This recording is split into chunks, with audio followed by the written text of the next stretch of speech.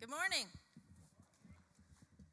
Thank you for joining us this morning as we continue our series on cultural competency and celebrations of our diversity. We are celebrating Hispanic Heritage Month this month in September. So welcome to our guests to the main campus, and I hope you felt warmly received when you arrived on campus. Today I have the honor of introducing our esteemed panelists today who will discuss the topic, Latinos Leading Change. With that, I will introduce them and give a brief biography of each. Ms. Sandra Carmona Job is a dedicated advocate for higher education access, particularly for low-income and first-generation students. She currently serves as the TRIO Programs Community Outreach Manager and is a co-founder and vice president of Mamas Unidas Little Rock, a nonprofit organization focused on empowering Spanish-speaking families to pursue higher education. Ms. Sandra.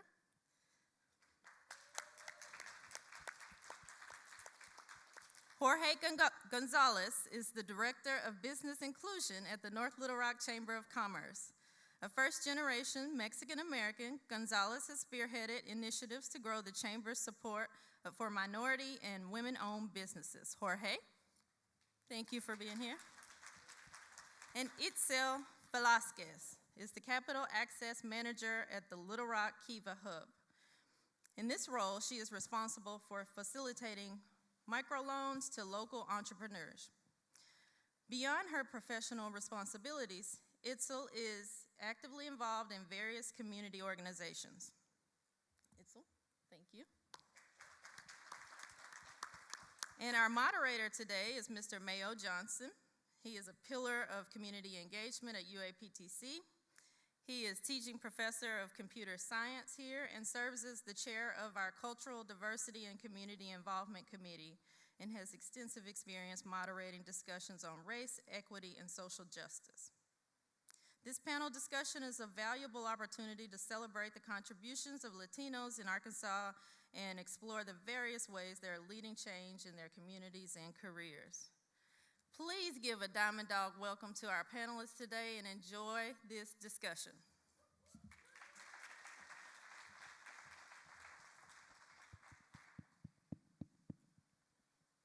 Welcome, welcome. Bienvenidos. Bienvenidos. Welcome, everyone. Thank you for coming out. We appreciate all of you for taking time to be a part of this panel discussion.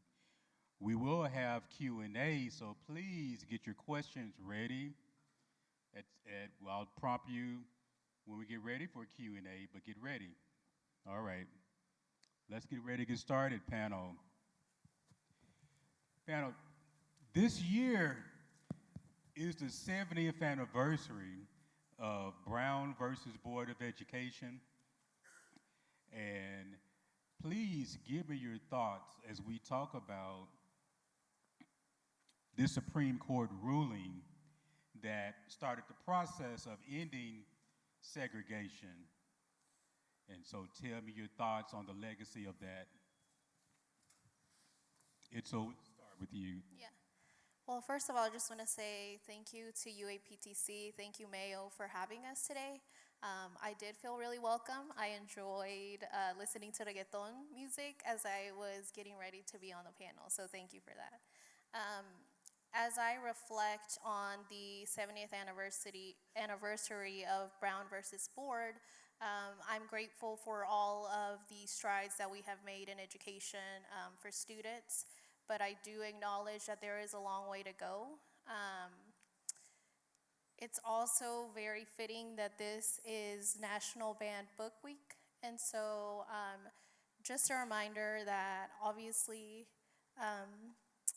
students getting to see themselves in literature is very important, and so just a reminder to make sure that you read books that obviously reflect you, reflect your peers, reflect experiences that are not yours. I recently read this book called Latino Land, and the author of it said that one of her biggest inspirations was Sandra Cisneros, who wrote The House on Mango Street, which was a really big deal at the time that it came out. And unfortunately, that's one of the books that has been banned. And so I just think that we do have a long way to go. And grateful for everything that has happened, but looking forward to just continuing to push the needle forward. Thank you, Itzo. And just to add to that, I actually met you at a community event commemorating the 70th anniversary of Brown versus Board of Education. So anytime we can find an intersection where we all are in the same spaces and can connect and talk about diversity and all these topics are great. Thank you, Itzo. Okay, Sandra. Yeah, first of all, I want to say thank you for inviting us, for UA-PTC to open the doors for us. I'm really excited to be here. I think this opens up the doors to a lot more opportunities with the community. And I'm so excited to see so many familiar faces of students that I've actually worked with and seeing that they're succeeding and thriving here at UA-PTC. So as I reflect on Board versus Brown, sorry, I'm a little nervous. As I reflect on it, I know that it's been a long fight and we've gone a long way, but I can definitely say we still have a long fight, especially as we work with students now. We see a lot of disparities, especially at our local schools. We see that there's still a lot of work to be done. There's a lack of resources and opportunities for the students. So yes, it's opened the doors for opportunities for individuals that look like me and other minorities to be able to get an education, but I think there's still a gap between quality education between certain populations and others. So I think it's important for us to continue to fight to open up those opportunities for other students. Great, thank you. Jorge. Yes, sir. Again, thank you guys for inviting us. Congratulations to the students. You guys are taking the time to invest in yourself. You guys are going to be the ones that are going to be leading these changes that need to happen and are going to be contributing to organizations. You guys are going to be really making a difference in the future. So I love how they both talked about institutions and some of the challenges and some of the policy changes that have occurred throughout history that have really directed the nation in a great direction. And I think I agree with what they're saying, and I think we also were headed in the right place. There's been a lot of initiatives, a lot of great opportunities for individuals that previously did not exist. Like our roles are proof of that. Like my role in particular is to help minority businesses, small businesses, and nonprofit organizations expand. And I think that it's really cool that we are able to do that and these opportunities exist because people see the larger picture and the importance in diversity and how it causes a great impact on the economy when you're able to give opportunities and continue to grow industry. So those are my thoughts on that.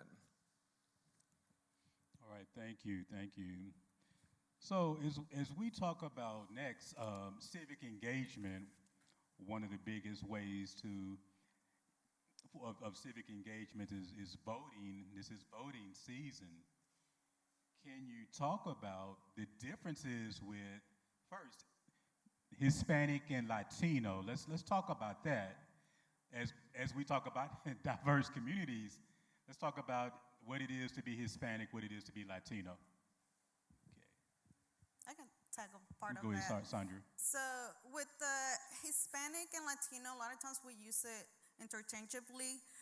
They're very similar, but they do have some differences. So Hispanic a lot of times refers to individuals from countries where their primary language is Spanish. And then Latino, it's more geographically. It's countries that are below the U.S., so like Mexico and all the way down in Latin America. So for example, somebody from Spain it's not considered a Latino because it's not where Latin America is, but they are considered Hispanic. And then, for example, Brazilians, they're considered Latino, but they're not Hispanic because Portuguese is their first language. So there are some small differences, I would say overall, but at the end of the day, a lot of those countries overlap and both are, a lot of individuals are considered both Hispanic and Latino. Like, for example, myself, I'm originally from Mexico, primary language is Spanish, so I am fine with Hispanic or Latino. Yeah, and I would just add that most people that are Latino, they go by their country of origin or their parents' country of origin. So if I meet another Latino, I'm like, oh, I'm Mexican, you're Salvadorian, you're Colombian. And I will say Hispanic, I think the first time that it was used was in the census. So that's how Hispanic came to be.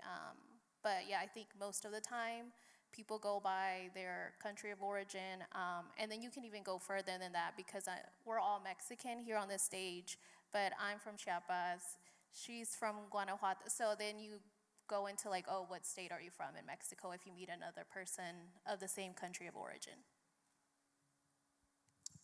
Yes, like they say, it has a lot to do with geography. Obviously, Latin America is Latinos, and then Hispanic is if you speak the language.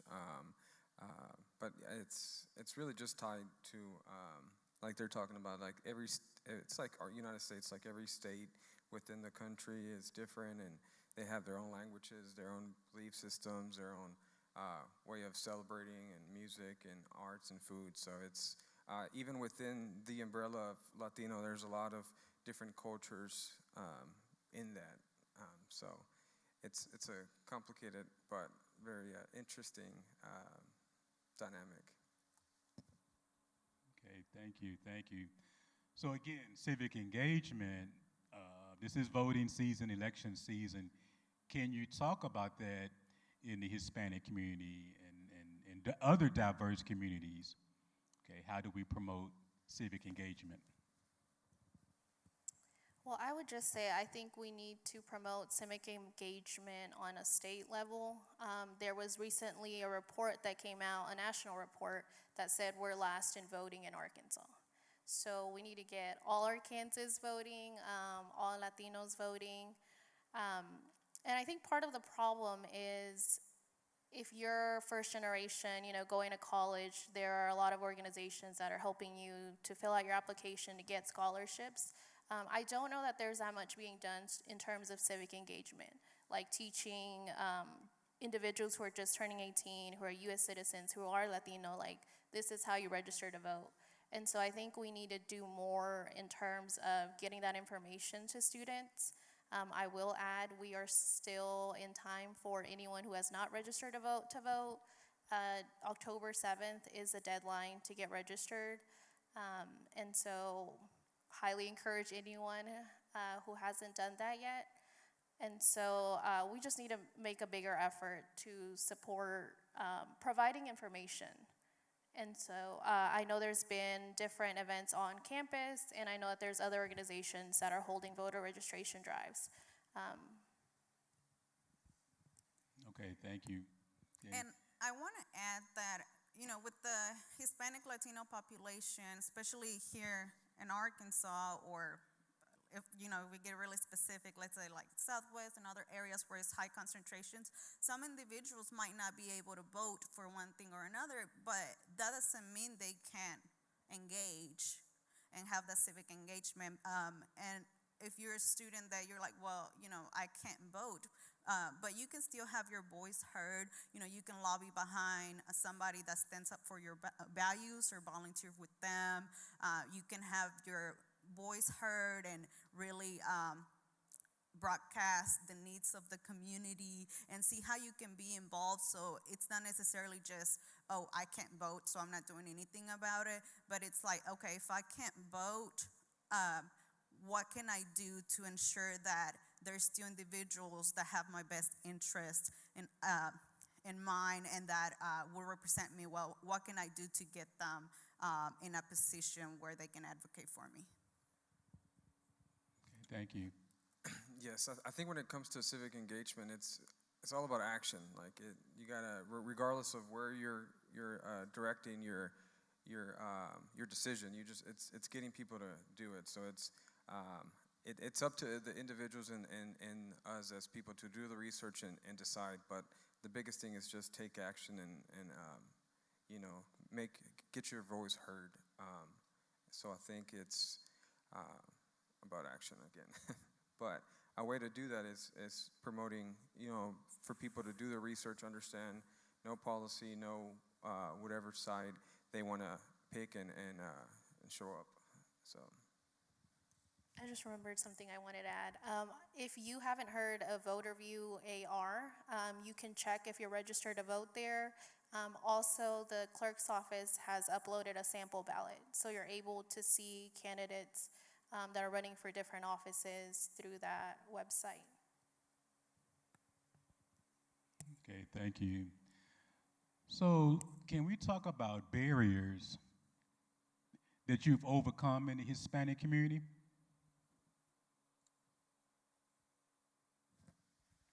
We'll start with you, Itzel. Okay, I was gonna say, I mean, I am the oldest of four. I'm a first-generation college student. My parents didn't have the opportunity to get a college education, but through their hard work, in just one generation, all of my siblings and I have received a college education, and two of us now have master's degree. It's easy to say, but the journey has obviously not been easy.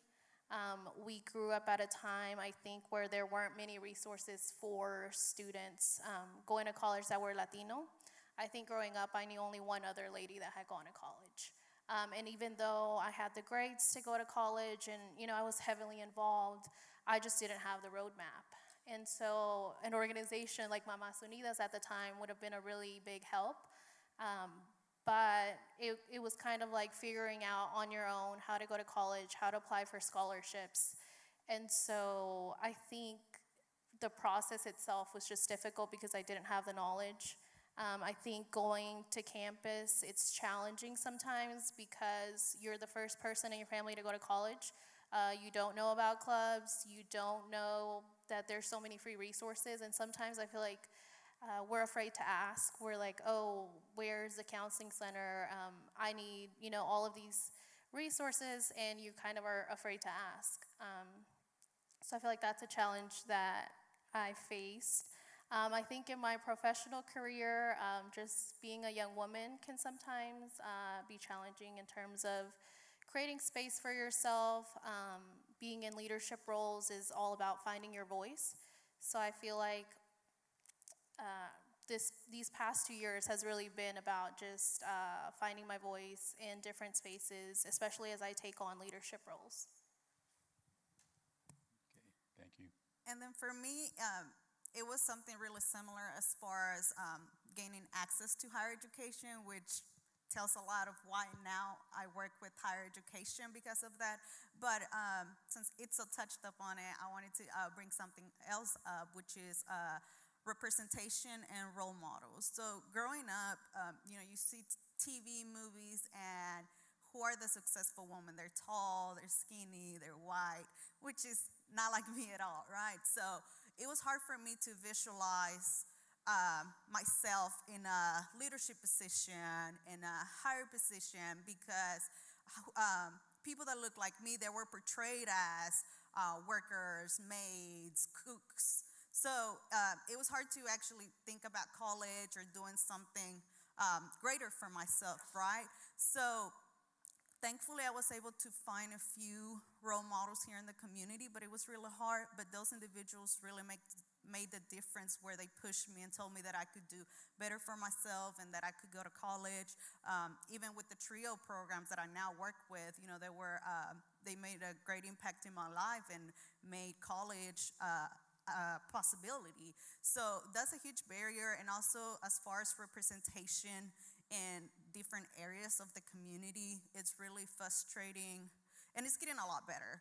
We've moved forward a lot, but just growing up, not having that representation where my mom had to go to the doctor. Well, I had to be out of school so I could go with her and translate, or any type of assistance or services. You know, we had to be the translators at the age of 9, hearing things that we didn't have to hear or be exposed to.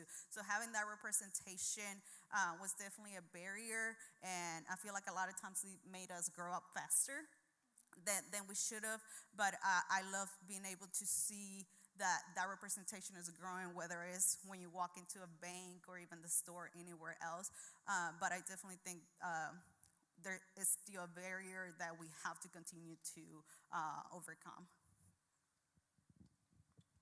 Thank you. Jorge?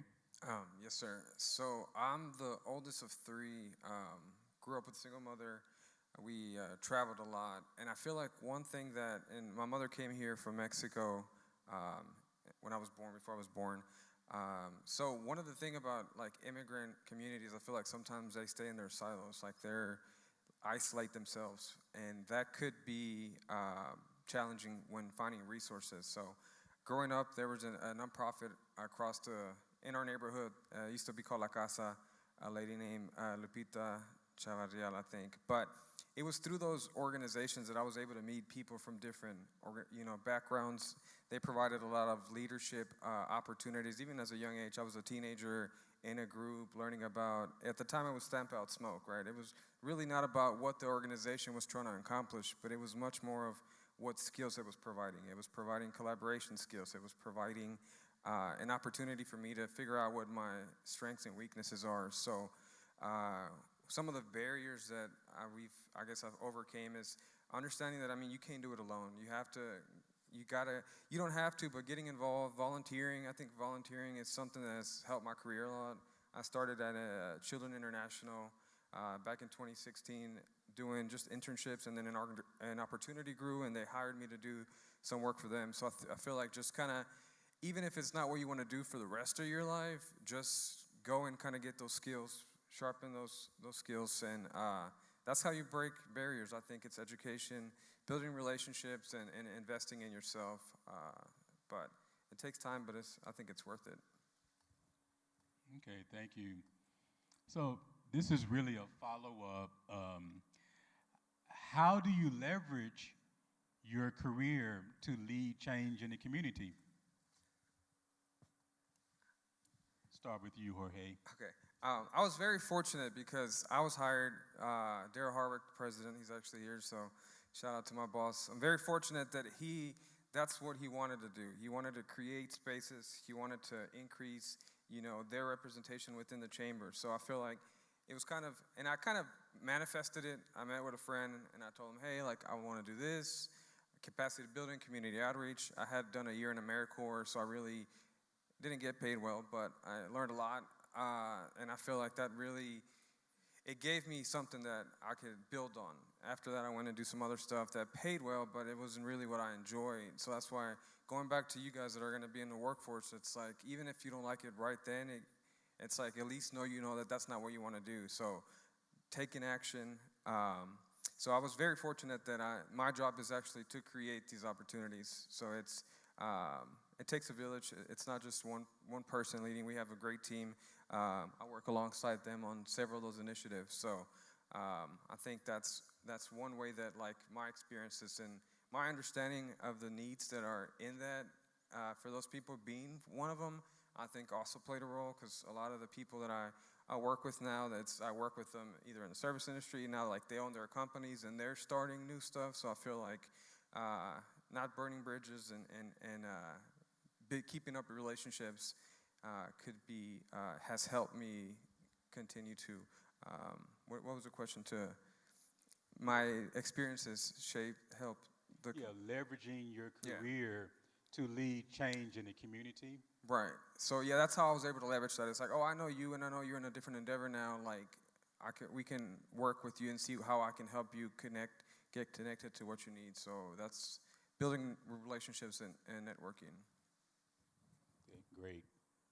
And for me, I am very fortunate to work with the program and with the boss, shout out to Ms. Linda, she's here, that sees the value of community engagement and being involved in creating those connections. And because of that, through my role as a community outreach manager, I've been able to attend events, be involved in committees and initiatives. I work a lot with Jorge and his initiatives, and being able to be out there to get a sense of the community needs, to see how I can work and leverage my job to assist to cover those needs. One of the big needs that we see, and probably a lot of you know, it's just that access to higher education. So being able to work with the TRIO programs, that's exactly what we do. We help individuals with getting into college. So in the Hispanic community, we see that, you know, we value education. We see that the way forward is through education. So I think this position that I'm in, it's vital to continuing to push the Hispanic community and being able to being out there and actually talking to the individuals and providing resources. It's really a privilege for me. And another thing is, with the TRIO programs, we recently launched an app, this resource app, and for individuals that need anything from like medical clinics to legal assistance or any resources that they need, it's on the app, and I think that app is really going to assist individuals in the community. So I love being able to do my job, you know, get paid for it, but also really helping the community while doing that. So you have anything to add to that? Yes, I would say I haven't had a traditional path to where I am today. My undergraduate degree is in political science, international studies. I have a master's in higher education, and I've worked at 2 nonprofits. But I think the tie in my entire career has been that I've always been drawn to uplifting the Latino community. In undergrad, not only was I involved on campus, but I also was involved with LULAC. And so my sister and I actually started a LULAC council in Conway to give scholarships to students. And I was a sophomore at the time. She was a freshman at Hendrix. And that's kind of where my passion for community involvement came to be. I feel like I did a lot of community service in college, and now it's full circle because all of those skills that I had or that I was sharpening are what's helping me now in my professional life. And so the first job that I got when I graduated in the middle of a pandemic, by the way, because I graduated 2021 with my master's, was working for a nonprofit called Conexión de Negocios Latinos, which is a nonprofit specifically to uplift Latino entrepreneurs. And that was I really enjoyed working there because it was started by a Salvadorian woman from Northwest Arkansas. The entire staff is bilingual. The entire board is bilingual. And I think to be in that space, it just like really affirms you as a person, as a professional. And so I think it helped me create a lot of skills and just pride in the work that I was doing. And now with the work that I do at Kiva, I specifically support minority and women-owned businesses get access to capital, which is a huge barrier for business owners, is getting access to capital at all. And so I think that, yeah, I've just always been driven to support the Latino community, obviously being a Latina woman and just my own background, but I think it's just also a continuation of all of the work that has been done previously, right? Like we are here because other individuals, probably a small number of individuals at the time, were doing work to uplift the Latino community, and we've gotten to see them work, and you know, they've been great models for us, and now we're just able to continue the work that they've started. All right, thank you, panel. Audience, we are coming at the time for Q&A, questions and answers. Do we have any questions? Do not be shy. Microphone's behind you.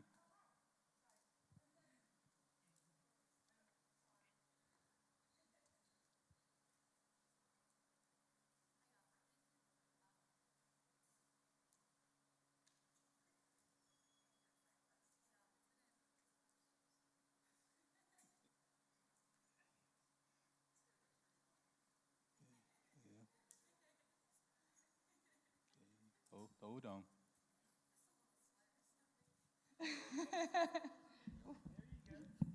Hey, it's been a pleasure listening to y'all talk. My question is, I am looking into getting into policy advocacy, focusing on poverty here in the state. I'm curious about the panel's personal experience getting past, or personal experience, I'm losing my train of thought, sorry. Personal experience in those low income areas and how I could maybe like reach out better to the Hispanic and Latino minorities in the state. Did you, okay. I would say reach out to organizations like Mamás Unidas, El Zócalo, Immigrant Resource Centers, because they already have the trust of the community, which takes years to build. A lot of times I know people want to reach the Latino community, but you have to go with people that already have the trust, because it's, even for us, when I worked with Conexión, like it took a long time for people to trust us as an organization because we were new. So if you're a new face trying to reach them, go with organizations that are already doing that work, connect with them, and then just show up, continue to show up for the community, and that's how you'll build trust with them in order to do the work that you want to do. Wonderful, thank you so much.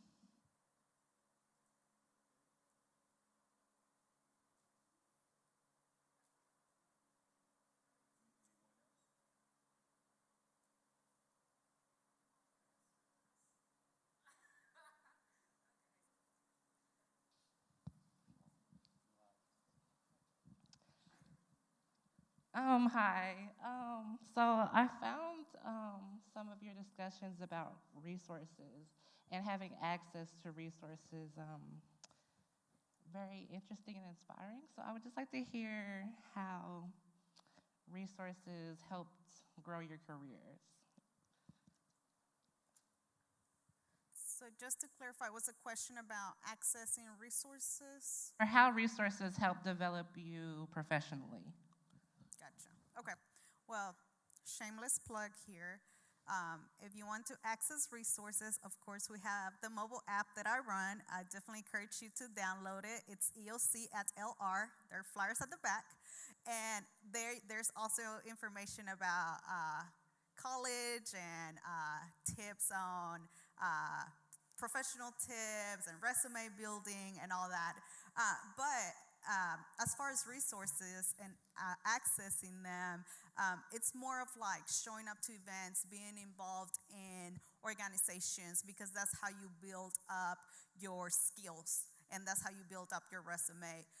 For example, for me, starting out before I even got into higher education, I was helping individuals with applying to college because it was a hard process for me to get into college, so I was helping others. So from there, I started to do it through a internship, and that internship gave me the tools and a system, so that's how I started to build my skills to where something that I was doing for free as an internship turned into a job opportunity. So a lot of times you'll have to do, I don't want to call it free work, but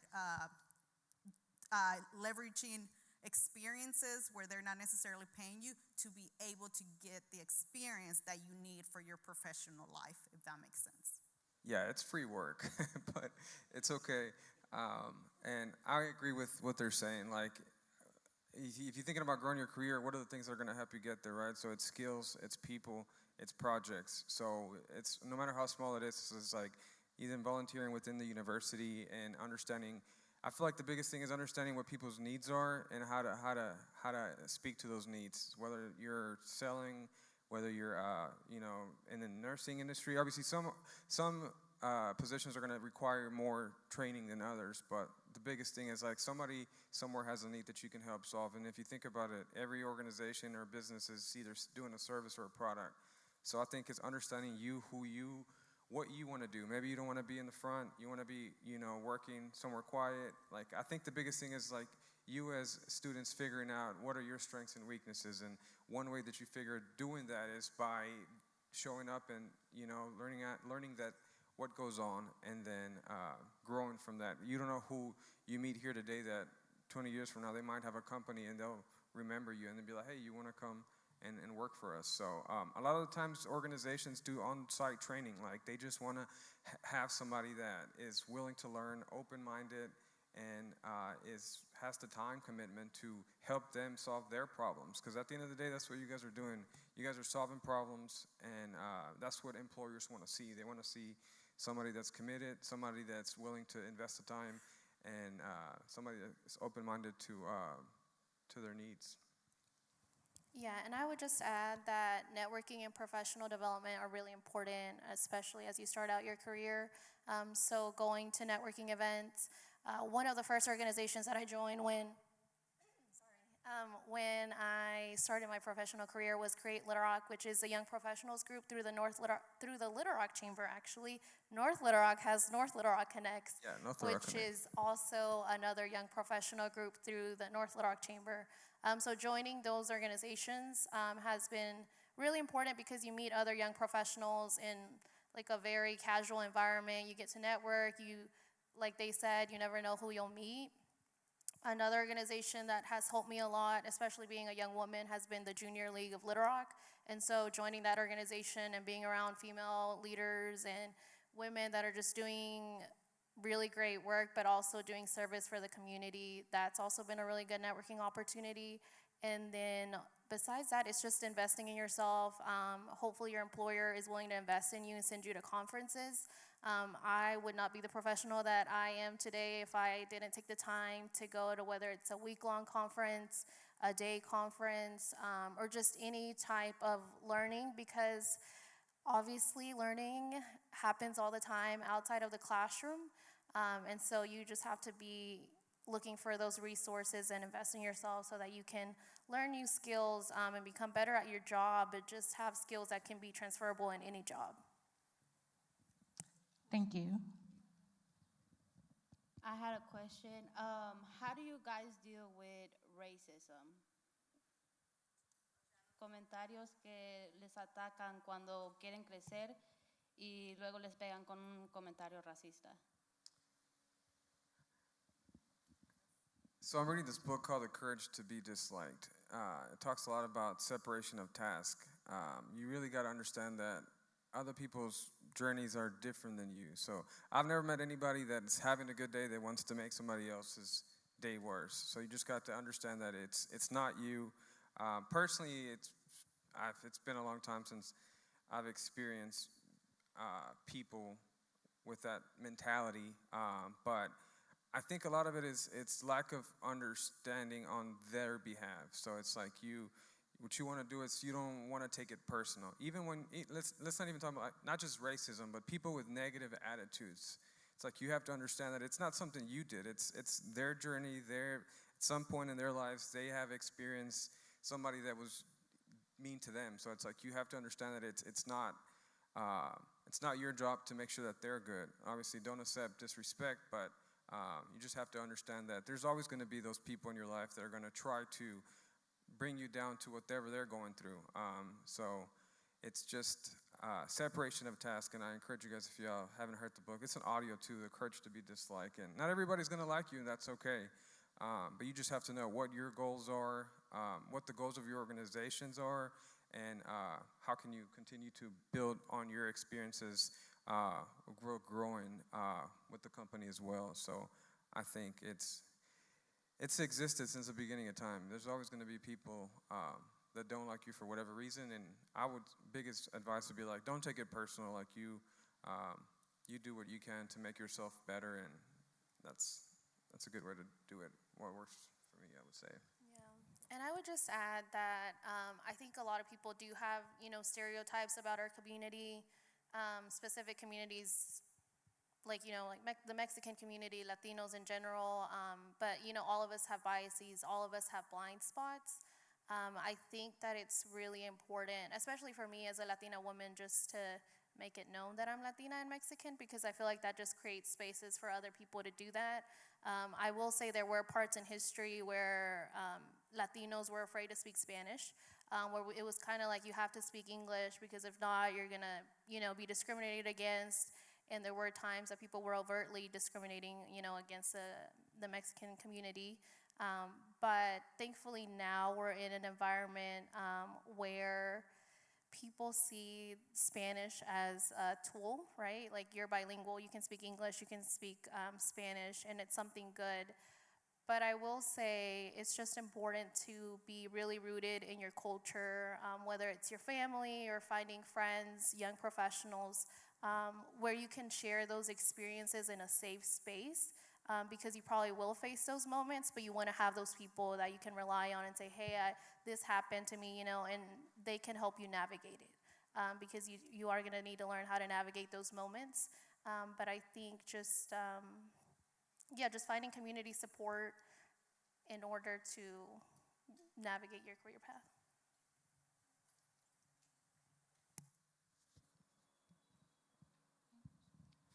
Hi. Oh, sorry. In your personal experiences and your journey, like with being involved in all these different organizations and not-for-profits, aspiring to start one of my own, would you say, like, within the own, like, other organizations, were they like inviting toward you if you wanted to like launch your own not-for-profit and help in your what am I saying, in your community, or did you run into a couple of like ones that are already more established? Did they try to weed you out or push you away, or were they welcoming to you, and try to help you build your brand as well? Or did you find it like they were bigger than you? Did they silence you at all? And we've seen, and I think I'm speaking for them, we've seen where there's some organizations that are so supportive and others that they might get a little territorial. But at the end of the day, what we have to remember is that if we're doing work in the community, it's because it should be for the community. So it's a time and an opportunity to come together and see how can we combine our experiences or resources to help those in need. Because at the end of the day is, okay, how can we help this community? And as far as like whether starting a new nonprofit or getting involved with one that's already there, a lot of times I will say, if what you're trying to do somebody else is doing and they're doing a good job at it, then seeing how you can join their efforts to continue to push those services and not have to compete for services. But if there's like needs in the community that you're seeing that are not being served, and they're not being attended to, then that's a great opportunity to say, hey, I want to start a nonprofit to tackle these needs. But one thing I can tell you as being one of the founders of the nonprofit Mamás Unidas, it's hard work. I mean, you have to sacrifice a lot of family time, a lot of personal time to run a nonprofit, especially if you want to be respected in the community and trusted. It's going to take a lot of time, a lot of effort, and it can be difficult. We had another individual that was wanting to start a nonprofit really similar to what Mamás Unidas was doing, and what he decided to do was to just join us. And what we did on our end is to give him the space within the organization to still push his vision of what he wanted to do. So I think that's a great example of how we can uplift others that have the same mission of helping the community. Thank you. Yeah, and I would just add that the nonprofit that I've previously worked with and the nonprofit that I work with now, they're both new initiatives. Like, they didn't exist before I started the positions. So I feel like I could say I faced a little bit of both, but at the end of the day, like Sandra said, as long as you stick to the mission and the vision of what you want your organization to be, then it'll be successful. And I will say that a lot of the initiatives that we're also a part of are all new. Like, they didn't exist before. So I think that there probably is a need for what you're doing. Like I said, my job position didn't exist 2 years ago. Other organizations that we're a part of, I know I was a part of the Arkansas Latino Business Awards last year, which was a new initiative. And so all of these are new, they're needed, and so I'm sure that we need whatever work you're doing as well.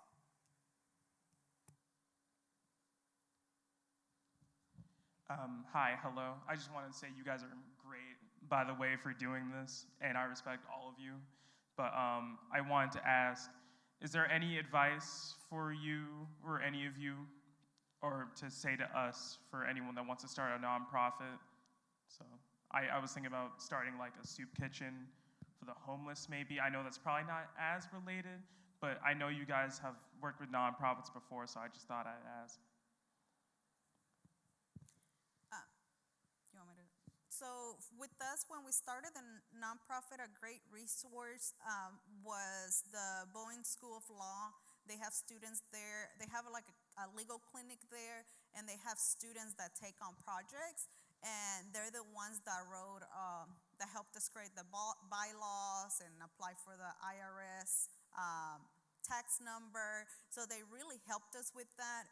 One thing that I would also suggest is, if you're thinking of starting a nonprofit, is maybe being involved with some other ones to see how they run things first, and seeing how they do board meetings, and how they elect their board of directors, and how they manage funds, and getting familiar with all those while you're building your nonprofit, and that way you're setting it up for success. Because the worst thing you want to do is like start it and get some type of funding and then not be able to follow through, because then that'll reflect negatively, and you could lose a lot of rapport from the community or from potential sponsors. So definitely pick up those books about nonprofits, get involved with other nonprofits to learn the ropes, and taking on that challenge to run the nonprofit. But you know, if you believe in it, I think that's the biggest step, like believing in what you're doing and knowing that it will be have an impact in the community. I would say the same thing, like volunteer, get it on paper, like understand exactly what is going to be required, who are you going to have to get in front of, what's going to fund it, like really building a business plan and having those goals. And there's a lot of free resources. The Arkansas Small Business Technology and Development Center with here in Central Arkansas, they do a great work. That's money that it's allocated from the federal government. It's a free resource, and they help you put together your business plan. They do market research and all that. So I think it's really writing it down and meeting the right people and just staying at it. Like it might take time, but is that truly something you want to do, it's going to be worth it in the end. So it's enjoy the journey, I guess. So I want to be a high school history teacher, and I was just wondering, in what ways can I support and prop up Hispanic and Latino students so they know that their voice is heard and matters? Teach our history. I would say also incorporate Latino authors in your curriculum, and not just reading, right? Like there's movies, bringing in a folklorico group, just bringing culture alive in your classroom. Also, whenever there's events happening in your community, making it a point for your students to attend or for you to attend, and just exposing them to their culture beyond obviously just like reading about it, and just knowing that history isn't just like what you read in a book and what's past, but that they can be a part of creating history in the future. And I think that that's the biggest takeaway that students can take from history, is like, you are creating history. You can be part of, you know, the next couple of years and the history that's being written.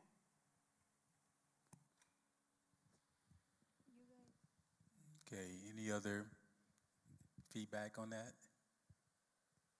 And I missed the first part.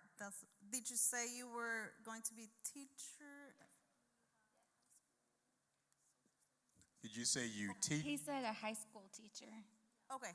And then you want to know how you can better work with the Latino students, is that correct? Okay, so one thing that I always tell when people ask me this question is just showing that you really care for them. That goes a long, long way. When you actually take the time to try to understand them, to learn about their culture, to learn about what they're going through, like that makes all the difference. I've seen individuals that they're not Hispanic, they're not Latino, but they have that influence over these students because they simply show that they genuinely care for them, and that's really all it takes. All right, There's one We more are- question. Sorry. You guys talked about the challenges you face growing up Latino. Now that you're Latino adults, are there new challenges that you face?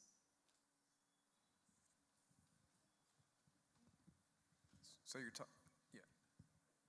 So challenges as an adult as Latinos? I think for me, it's still access to opportunities because one, we're adults, but we're still, I would say young, look young, and then, and then they might underestimate all the experience that we have. It's hard to really show everything we're really doing for the community and our experience. So a lot of times they might oversee us because maybe having an accent or maybe not being born here in the U.S. A lot of factors, they might oversee us as a good candidate for whatever position. About a year and a half ago, I was job hunting, and at first I was really confident, like I have, I'm not even 30 and I have this whole list of experience and I know a lot of people, but I think it was a rude awakening of, okay, they take a quick look and they might have their perception of, oh, she's too young or she's a female or has an accent or whatever the case may be, and then not really give you an opportunity to showcase all the skills that you bring to the table. Yeah, and I would say one of the biggest things for me is just the lack of networks that I had when I started. I didn't know people in the professional world because, like I said, I was first-generation college student. And I think people now are like, oh, you're so well connected, but it took me 2 years, and actually a lot more since undergrad and college, just volunteering and getting my face out there to build the connections that I have now. And so it's really important to leverage those networks and that I have those opportunities now, but it was a lot of legwork. It was going to all of the networking events through the Create Little Rock, North Little Rock Connects. It was joining Junior League so that I did have a good network if I wanted a job or if I wanted another opportunity. I think also lack of mentors. There are Latinas and Latinos in leadership roles now, but just finding someone that you can bounce ideas off and say, hey, how can I move my career forward? How did you deal with this? So it's really important that you find someone like that, and you being a female, like I would say find someone that's female as well, because there are other added challenges that we face as women in the professional career. And then I think those would be the two biggest challenges I feel like that I face as an adult. Okay, last comment.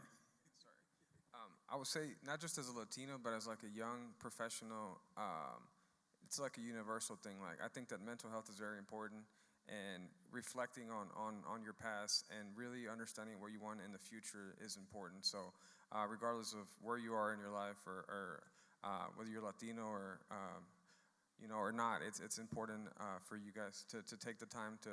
You go to the doctor. It's not as stigmatized in our community anymore, but I feel like mental health has always been maybe not looked upon as a necessity, but I think now more than ever is important for us to be able to take the time and receive mentorship, and also maybe a few visits with the therapist could really enhance your ability to be a better person and grow professionally and personally. All right, panel, thank you. Audience, thank you. Thank you. We appreciate all of you for our first Hispanic Heritage Month panel discussion, and we thank you for being part of it. All right, please come down and meet the panel. Please come down. Thank you.